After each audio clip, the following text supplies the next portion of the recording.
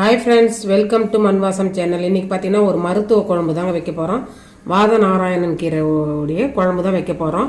இது ரொம்ப அந்த பேர்லேயே இருக்கிற மாதிரியே நம்மளுக்கு அந்த வாதத்தெல்லாம் கட்டுப்படுத்துகிற குணம் இதில் இருக்குதுங்க. இப்போ வந்து பார்த்திங்கன்னா, இப்போ நான் எடுத்துகிட்டு வந்திருக்கேன், மரத்துலேருந்து உடச்சி எடுத்துகிட்டு வந்திருக்கேன். இதை நம்ம கீரையை உருவி எடுத்துக்கலாம். அதுக்கப்புறம் குழம்பு தாளிக்க ஆரம்பிச்சிடலாங்க.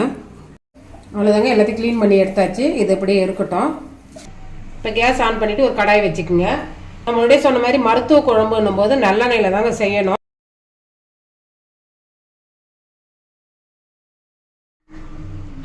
நம்ம எந்த காரக்குழம்பு இருந்தாலும் எதுவாக இருந்தாலும் நல்லெண்ணெய் செஞ்சிங்கன்னா நல்லா சூப்பராக இருக்கும். அதுலேயும் மருத்துவ குழம்புன்னும் போது நல்லெண்ணெயில் தான் கண்டிப்பாக செய்யணும்.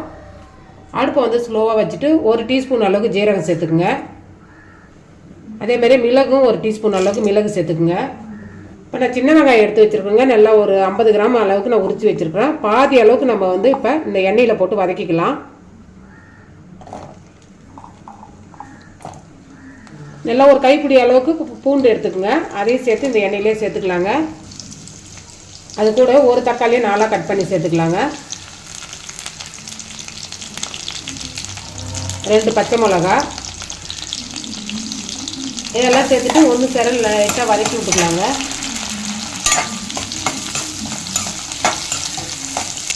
இந்த அளவுக்கு வதங்கும் போது நம்ம வந்து இந்த கீரையும் சேர்த்து அதிலே வதக்கிக்கலாங்க.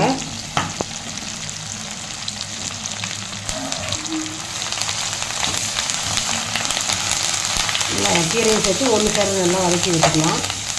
ரொம்ப வதங்க தேவையில்ல. கீரையை சேர்த்துட்டு ஒரு 2 நிமிஷம் வதக்கினா போதும். அவ்வளோதாங்க, இந்த அளவுக்கு வதங்கினா போதும். இதை அப்படியே ஆறட்டுன்னு சொல்லிட்டு மிக்சியில் அரைச்சி எடுத்துக்கலாங்க. இதை அப்படியே இறக்கி வச்சிடலாம். புளி பார்த்தீங்கன்னா ஒரு எலுமிச்சம்பழம் அளவுக்கு நீங்கள் எடுத்துக்கினா போதும்.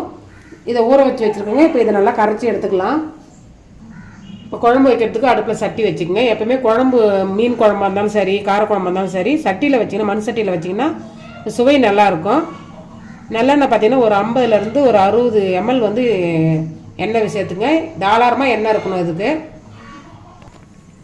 இப்போ எண்ணெய் நல்லா காஞ்சது வடகம் சேர்த்துக்கலாங்க. வடகம் சேர்த்திங்கன்னா நல்லா வாசனை நல்லா இருக்கும். அப்படி இல்லாத பட்சத்தில் ஜீரகம், கடுகு, வெந்தயம் கொஞ்சம் சேர்த்துக்குங்க.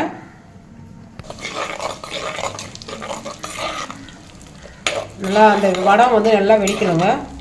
இப்போ நல்லெண்ணெய் ஊற்றுறதுனால பொங்குது. அதில் வீட்லேயே ஆடுற நல்லெண்ணெய் அதனால் அந்த நுரைச்சி வருதுங்க. முன்னாடியே நம்ம பூண்டு அரைக்கிறதுல சேர்த்தாச்சுங்க. இப்போ அதுக்கோசம் கொஞ்சமாக சேர்த்துக்கலாம். ஒரு 10லேருந்து ஒரு 15 பல்லு பூண்டு சேர்த்துக்கலாம்.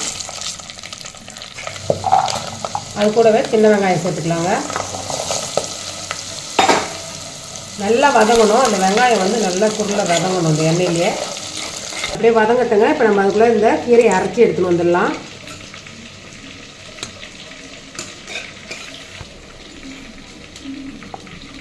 அரைச்சி எடுத்துன்னு வந்துடலாங்க.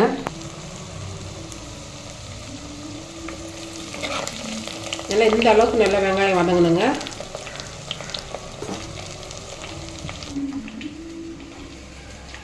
இப்போ வந்து பேஸ்ட் அரைச்சி எடுத்துன்னு வந்தாச்சு. இப்போ வந்து அந்த வதங்குற இந்த வெங்காயத்துலேயே இந்த பேஸ்ட்டு சேர்த்துக்கலாங்க.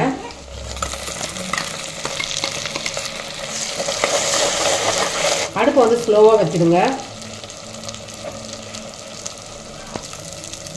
எல்லாத்தையும் சேர்த்துட்டு லைட்டாக வதக்கி விடுங்க. அதை மறுபடியும் வெங்காயம் தக்காளியெல்லாம் வதங்கிறது தான், இருந்தாலும் லைட்டாக வதக்கி விடுங்க. தேவையான அளவுக்கு உப்பு சேர்த்துக்கலாங்க. குழம்பு மிளகாத்தூள் 2 டேபிள் ஸ்பூன் அளவுக்கு சேர்த்துக்கலாங்க.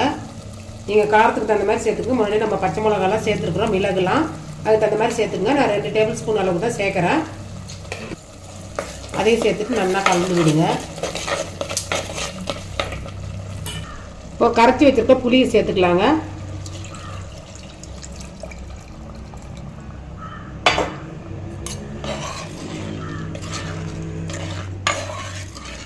குழம்பு மிளகாத்தூள்லேயே மஞ்சத்தூள்லாம் நான் மஞ்சள்லாம் சேர்த்து அரைச்சதுனால நான் மஞ்சத்தூள் எக்ஸ்ட்ரா சேர்க்கலைங்க. வேணுன்னா ஒரு 1/4 டீஸ்பூன் அளவுக்கு மஞ்சத்தூள் சேர்த்துக்குங்க. அவ்வளோதாங்க. இதை வந்து அடுப்பை வந்து நல்லா மீடியம் ஃப்ளேமில் வச்சுட்டு, ரொம்ப ஹை ஃப்ளேமில் வச்சுட்டு கொதிக்க வைக்கக்கூடாதுங்க. நல்லா மீடியம் ஃப்ளேமில் வச்சுட்டு ஒரு 10லேருந்து 15 நிமிஷம் குழம்பு நல்லா கொதித்து அந்த எண்ணெய் பிரிஞ்சு வர்ற அளவுக்கு கொதிக்கணும். ஒரு தட்டு போட்டு மூடி வச்சிடலாங்க. அது அப்படியே கொதிக்கட்டும்.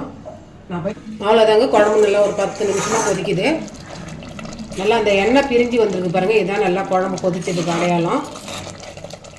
அவ்வளோதாங்க, நல்லா ஒரு மருத்துவ குழம்பு ரெடி ஆகிடுது. நல்லா சுட சுட சாதத்தோட நல்லெண்ணெய் சேர்த்து நீங்கள் சாப்பிட்டிங்கன்னா சூப்பராக இருக்கும். இந்த கீரை வந்து சூடுன்றதான் நல்லெண்ணெய் சேர்த்து நீங்கள் சாப்பிட்றது நல்லதுங்க. அவ்வளோதாங்க. இந்த ரெசிபி பிடிச்சிருந்ததுன்னா மண்வாசம் சேனலில் லைக் பண்ணுங்கள், ஷேர் பண்ணுங்கள், கமெண்ட் பண்ணுங்கள், சப்ஸ்கிரைப் பண்ணுங்கள். பக்கத்தில் இருக்கிற பெல் ஐக்கானை கிளிக் பண்ணுங்கள். தேங்க்யூ.